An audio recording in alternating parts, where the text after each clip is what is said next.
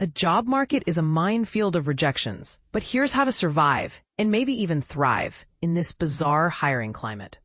Imagine this. You've been laid off from a senior role, and every job application feels like a shot in the dark. Rejection emails pile up, and you can't even remember applying to half of them.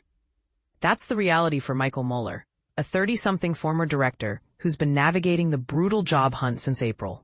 But here's the twist. Mueller isn't just waiting for a miracle. He's using the downtime to build his own business, train for marathons, and bartend to make ends meet.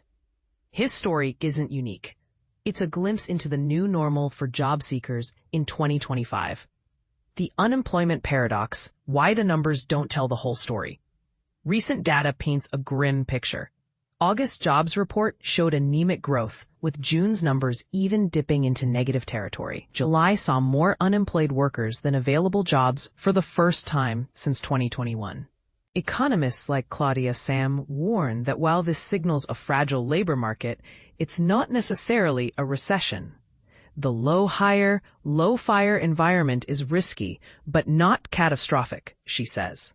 Yet, for the 7 million unemployed Americans, the distinction between a slowdown and a recession feels academic.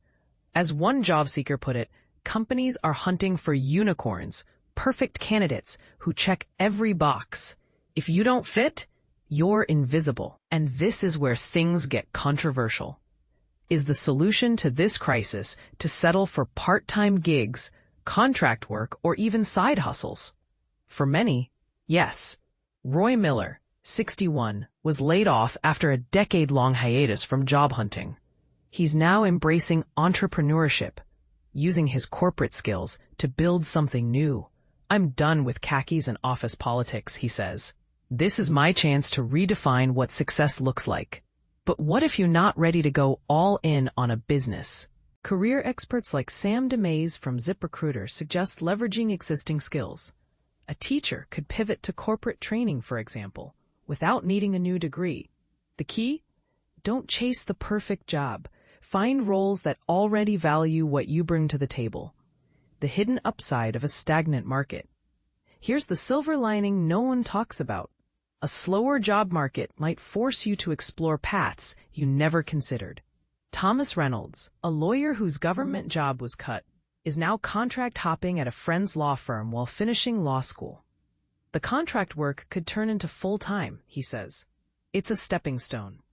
Michelle Riesdorf of Robert Half echoes this, noting that temporary roles often lead to permanent ones. You might not have the ideal resume today, but contract work can build the skills that make you irresistible tomorrow. The bigger question, is this the new normal? Economists like Guy Berger argue that lower immigration and an aging population have fundamentally changed the labor market. We've turned off the labor supply tap, he says. Slower job growth isn't as alarming as it once was. But does that comfort the 45-year-old laid-off tech worker who's been unemployed for a year? Or the recent graduate drowning in student debt? The debate is far from settled. So here's your challenge. Share your take in the comments. Is the job market broken, or are we just redefining what it means to work in the 21st century?